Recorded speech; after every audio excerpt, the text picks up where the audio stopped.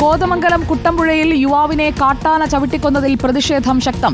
വന്യമൃഗശല്യം തടയാൻ നടപടി ആവശ്യപ്പെട്ട് കോതമംഗലം DFO ഓഫീസിലേക്ക് ജനകീയ സമരസമിതിയുടെ നേതൃത്വത്തിൽ മാർച്ച് നടത്തി. കാട്ടാന ആക്രമണത്തിൽ പ്രതിഷേധിച്ച് ആഹ്വാനം ചെയ്ത ഹർത്താൽ പൂർണ്ണമായിരുന്നു. നാട്ടുകാരുടെ കടുത്ത പ്രതിഷേധത്തിന് പിന്നാലെ ഉരുളൻ തണ്ണിയിൽ വനംവകുപ്പ് കിടങ്ങ് നിർമ്മാണം തുടങ്ങി. വനംവകുപ്പ് ഉദ്യോഗസ്ഥർക്ക് വീഴ്ചയില്ലെന്നാണ് വനം മന്ത്രിയുടെ നിലപാട്. ഓഫീസിലേക്ക് കടന്നു വരികയാണ്. നാട്ടുവഴികളിലും കൃഷിയിടങ്ങളിലും വീട്ടുമുറ്റത്തുമെല്ലാം വന്യമൃഗങ്ങളുടെ ആക്രമണങ്ങളിൽ മനുഷ്യജീവിതങ്ങൾ ചവിട്ടിയടയ്ക്കപ്പെടുമ്പോഴും മനുഷ്യജീവിതത്തിന്റെ ജനപ്രഭുത്വത്തിന്റെയും അധികാരവർഗത്തിന്റെയും രാഷ്ട്രീയ ജാതി മത വർഗ പരിഗണനകൾക്ക് അതീതമായി DFO ഓഫീസിലേക്ക് കാട്ടാന ആക്രമണത്തിൽ കൊല്ലപ്പെട്ട എൽദോസിന് കണ്ണീരോടെ വിട നൽകി ജന്മനാട്. വൻ ജനാവലിയുടെ സാന്നിധ്യത്തിൽ കുറുമറ്റം പള്ളി സെമിത്തേരിയിൽ സംസ്കാര ചടങ്ങുകൾ നടന്നു.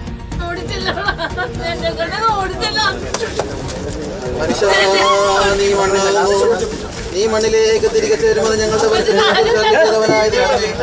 ഒടുവിലത്തെ ദിവസത്തിൽ നിത്യജീവനുള്ള ഞങ്ങൾ മണ്ണിനെ ഏൽപ്പിക്കുന്നു.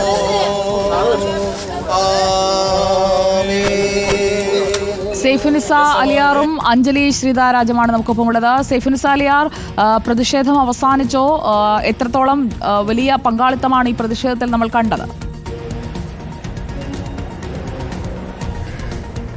സുജയ, പ്രതിഷേധം അവസാനിച്ചിരിക്കുന്നു. കോതമംഗലം ഡിവിഷണൽ ഫോറസ്റ്റ് ഓഫീസറുടെ ഓഫീസിലേക്കാണ് പ്രതിഷേധം ഇരമ്പിയത്. 2 കിലോമീറ്റർ അപ്പുറത്ത് KSRTC ബസ് സ്റ്റാൻഡിൽ നിന്നാണ് പ്രതിഷേധം തുടങ്ങിയത്. മാർച്ചിലൂടെ തുടങ്ങിയ പ്രതിഷേധം പിന്നീട് ഇവിടെ ഫോറസ്റ്റ് ഓഫീസിന് മുൻപിൽ വന്ന് അവസാനിച്ചു. 100 കണക്കിന് പോലീസുകാരെ വിന്യസിച്ചുകൊണ്ടാണ് ഈ പ്രതിഷേധം തടഞ്ഞത്. ഈ ഡിവിഷണൽ ഫോറസ്റ്റ് ഓഫീസറുടെ ഓഫീസിന് മുൻപിൽ നടന്ന പ്രതിഷേധ പരിപാടി കോതമംഗലം രൂപതാധ്യക്ഷൻ മാർ ജോർജ് മടത്തിക്കണ്ടത്തിലാണ് ഉദ്ഘാടനം ചെയ്തത്.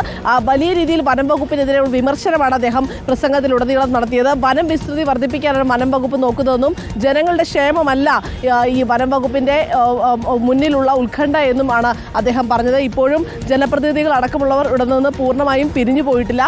ഇപ്പോഴും ഈ ഭാഗത്ത് തുടരുകയാണ്. നാട്ടുകാരും ഇവിടെ നിന്ന് പിരിഞ്ഞു പോയിട്ടില്ല. നമുക്കറിയാം, അവിടെ വലിയ രീതിയിലുള്ള ഒരു ആശങ്ക ഇപ്പോഴും നിലനിൽക്കുന്നുണ്ട്. അതായത് സന്ധ്യ കഴിഞ്ഞു കഴിഞ്ഞാൽ എപ്പോൾ വേണമെങ്കിലും കാട്ടാനയുടെ ഭീതി, കാട്ടാനാക്രമണത്തിന്റെ ഭീതിയിലാണ് ആ നാട് മുഴുവൻ എന്നാണ് നമുക്ക് അവിടെ നിന്ന് മനസ്സിലാക്കാൻ കഴിഞ്ഞിരിക്കുന്നത്. എന്തായാലും ഇവിടെ നടന്ന പ്രതിഷേധത്തിലും ആ രീതിയിൽ തന്നെയാണ് എല്ലാവരും പ്രതികരിക്കുന്നത്.